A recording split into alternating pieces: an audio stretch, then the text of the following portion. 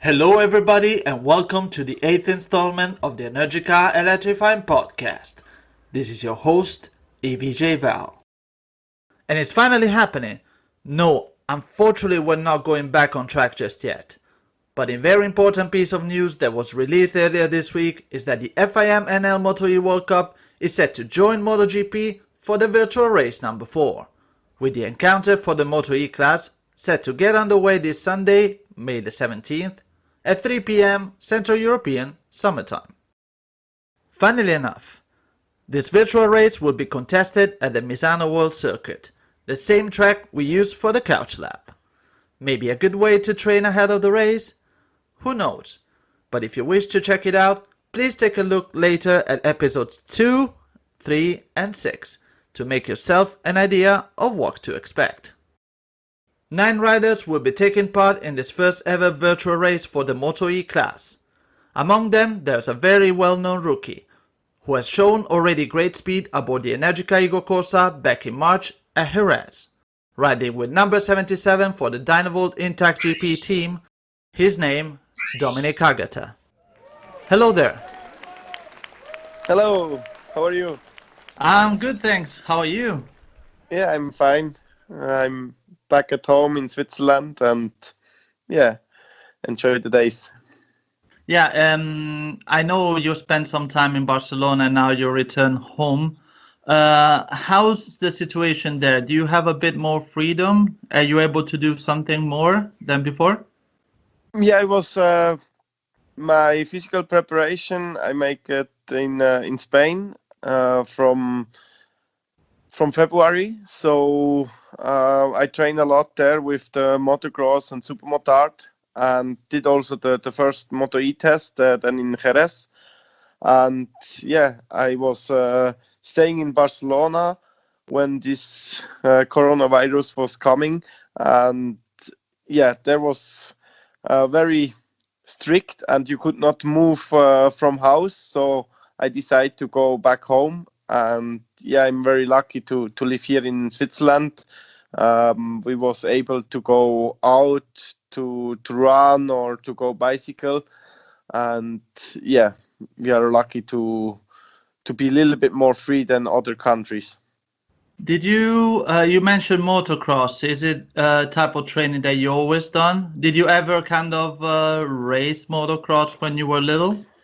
Yeah, I started with motocross when I was 5 years old, and I was swapping to road racing when I was 13. So yeah, I was one-time Swiss champion, and now I just train motocross for the physical training and for have some fun. Is it something that helps for the road racing in any way? Yeah, sure. Because on the road racing bike, we are not so much. We cannot, let's say training or test the race bike or some training bike. And also here in Switzerland, we have no racetracks, so we can only ride some motocross. There is few tracks on dirt, so yeah, we can just train and enjoy on these bikes. And yeah, it helps for the road racing, for the physical part, because it's very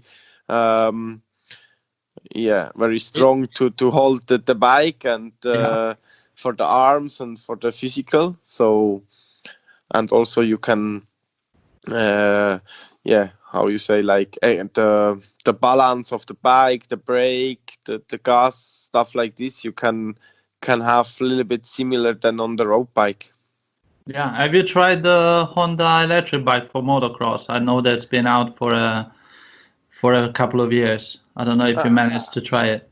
No, not yet. I'm sponsored by Honda Switzerland, so and I also do the superbike test rider for Honda, but not yet. I could test the electric motocross bike, but I saw some videos and movies, so was looking very great to ride with this bike.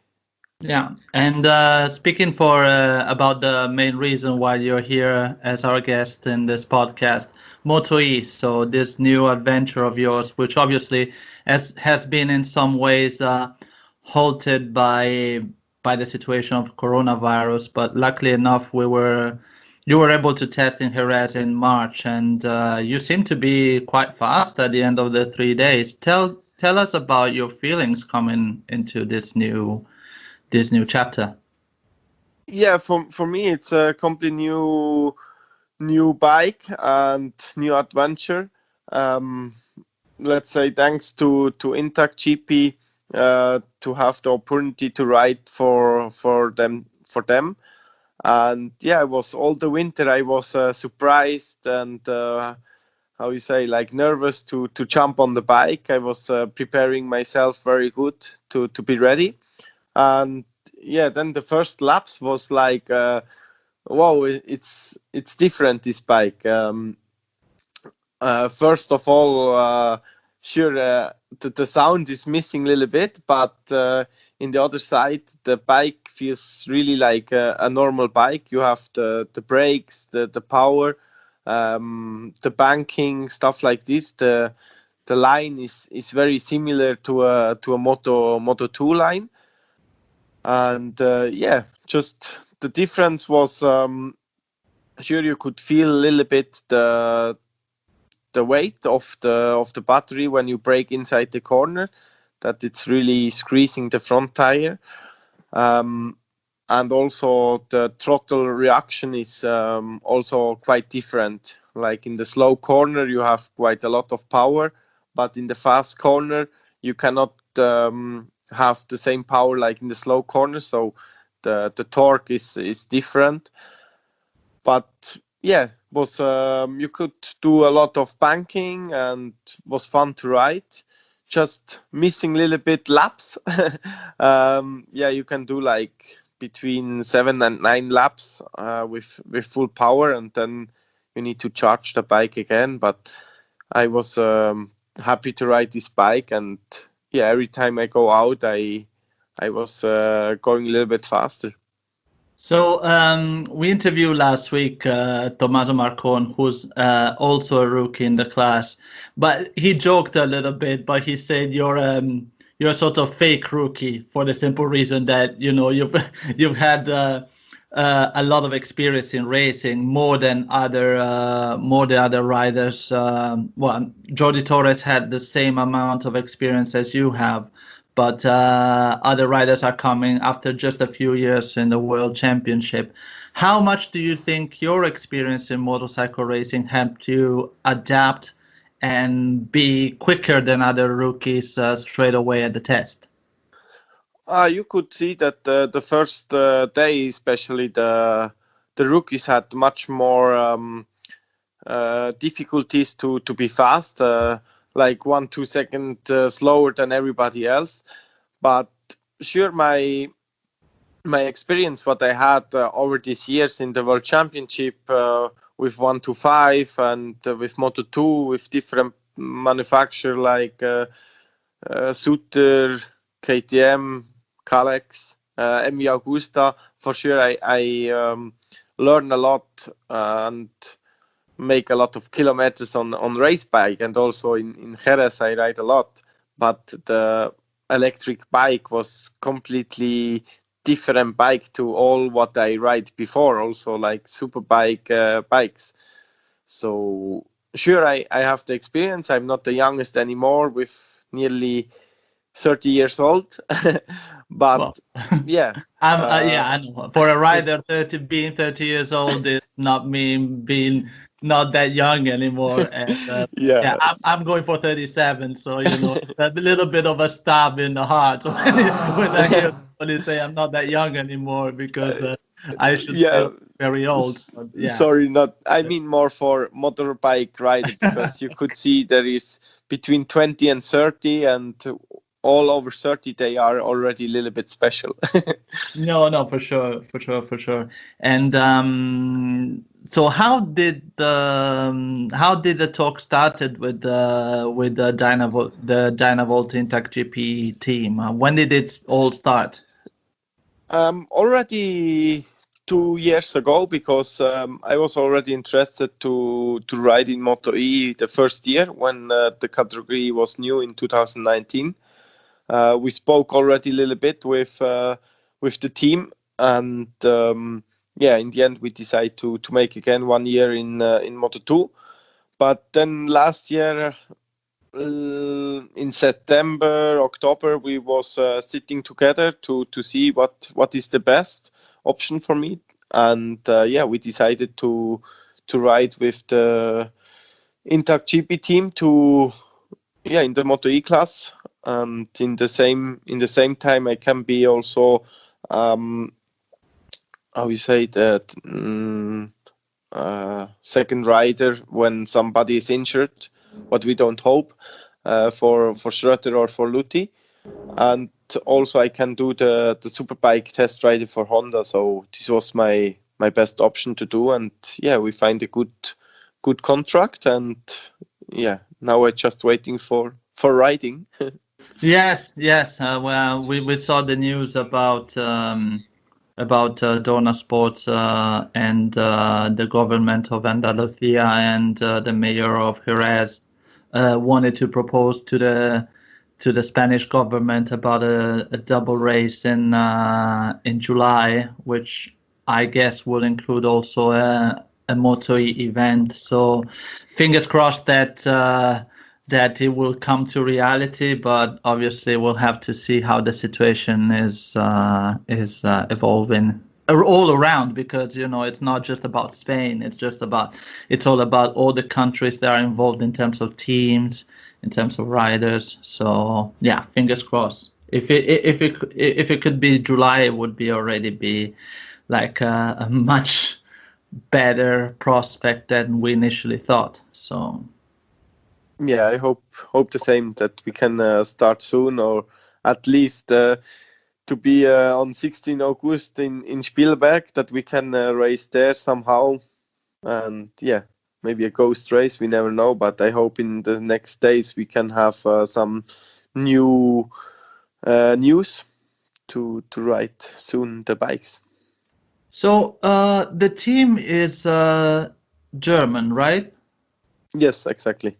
And how important is for you to have like a team? I guess I suppose the majority of the team is German speaking. How important is to work with people with whom you have the same language? I mean, you can make yourself clear in English, but there are obviously other teams that they're not English based, or maybe have Italian people or Spanish people. How important is to you to have the same language in a team? Yeah, for me it's very important to have German speaking guys around me, because always when you want to give the feelings about the bikes, when you feel around the track, what happened with the bike, you can speak in your home language. My home language is Swiss German, but I speak nearly 100% German, Yes. so this helps for sure a lot. We are one German mechanic and one Spanish mechanic, but Ah, okay. with the German one I make all the suspension side and telemetry side, so it's perfect to speak in German. And also the rest of the team from the Moto2 side, or the how you say, the team members, team chief, they are speaking German, so it was also much more easy to find the way to make the contract and stuff like this. So like last year when I was in the Emi Augusta team, there was the full Italian people, and Yeah. was sometimes very, very difficult to get my feelings out of the bike to speaking English, and they didn't understand very well. So sometimes one helps to translate from English to Italian, but yeah, when you cannot really give the exactly feeling, then sometimes the setting goes wrong. So I'm very happy to be in a German team this year. Absolutely. Uh, One curiosity, because I really don't know how much Swiss German is different to German from Germany. um, let's say the Swiss German can perfectly understand the German, but the German cannot really understand our Swiss German. But Okay. yeah, it's a kind of different language. But let's say there is few words you speak same or similar, and when we speak maybe slowly so they can understand us a little bit more. But for how you say, like, yeah, like a British English to American English, or in Spain from Catalan to Spanish, so Yes. it's something different, and some words is same but some words is completely different. So this is Swiss German and German. Yeah, in some ways it's funny because before I moved here to Barcelona and obviously had to learn Spanish, I really still struggle with Catalan a little bit, but because I'm lazy. When the funny thing I've noticed is that we Italians really struggle to understand Spanish if we don't speak Spanish, while on the other hand, Spanish people seem to find very easy to speak Italian, which is very frustrating. You know, I've seen a lot of Spanish writers speaking Italian like with no effort, and I was like, damn, it's not that easy for us, you know. So Yeah, yeah, I because completely understand. the half paddock is from Spain and the half paddock is from Italy. So when one rider is Spanish working in an Italian team, you learn very fast Italian. Yeah, and one just little note, you know, Sete Gibernau. Sete Gibernau, he was racing Moto E last year. Mhm. Sete Gibernau worked with the Italian teams with Gresini for a long time. And the funny thing is, his Italian is perfect, perfect. But also he speaks with the language from where the team is from. So when you hear him speak, it just sounds like he's from that area of Italy, and it just blows my mind off. But so, what's your hobby in life aside from racing? um, I like to work out a lot, so I try to train every day, 2 times. Um, I make a lot of cardio with running, cycling, a little bit hiking in the Swiss mountains. And yeah, when I can go out, it's like motocross, supermotard, a little bit for play. I do squash or swimming. Yeah, that's a lot of stuff I do, and all is around sport. This is my hobbies. Oh, that's really good. That's really good. And you have a new hobby now because this Sunday there's the virtual MotoGP race number 4, and for the first time there will be Moto E racing there. So, are you training? How do you find it? Are you a PlayStation 4 player? Well, by the sound of it, you say you're training most of the time, so maybe you're not very familiar with PS4 in general. Yeah, you're right. I got invited. I'm very happy to ride with my mates on Sunday. Um, yeah, I train a lot, but I don't have any PlayStation by myself. So lucky my brother have one, and now every day I disturb him and send him some message. Hey, can I come for play? And yeah, truly, I already spent a few hours on this MotoGP Moto E game, and yeah, like in real life I getting always better and better, but it's very hard to make all just with 2 hands. And yeah, you need to brake front and rear, um, control the throttle, and yeah, you can even make some bike settings that you can go faster. And yeah, I'm very surprised to ride on Sunday, and yeah, let's see what my mates can do, and how fast and how much they trained. Yeah, and if you see if you saw the podcast before, we had 3 riders trying. Actually, funnily enough, they tried on Misano because that's that's the track we decided to race, and the race is at Misano. And there's quite a few interesting times, especially from Matteo Ferrari, who was really, really fast. So it would be interesting to see. Hopefully it's just the first virtual race of, well, not many, because I hope we'll soon switch to the real racing, but I hope we'll get another chance to try it. Yeah, I hope soon we can make some real race, but for sure it's also funny to make this virtual race. So it's give some fun to the people who watch at home. And sure, I'm already a little bit nervous to ride on Sunday to see what happened. And I saw also the other MotoGP virtual race. So it's quite fun, and the first corner and the qualifying and stuff like this. So I can't wait to ride. Yeah, I guess it's a different perspective when you know that if you crash, you're not gonna hurt yourself. So I saw the virtual MotoGP. They were like hitting each other at every corner and stuff. It's a kind of a different approach. Yeah. No, luckily we don't hurt each other, because I crashed so many times, and you can just press start, okay, replay, or restart, and you have all new and can go for a new lap. I feel for you. I do the same when I'm on the PlayStation, and it's so frustrating. The first two turns I do it perfect, but I don't last that long. So the first part of the circuit is perfect. The rest, I don't even know.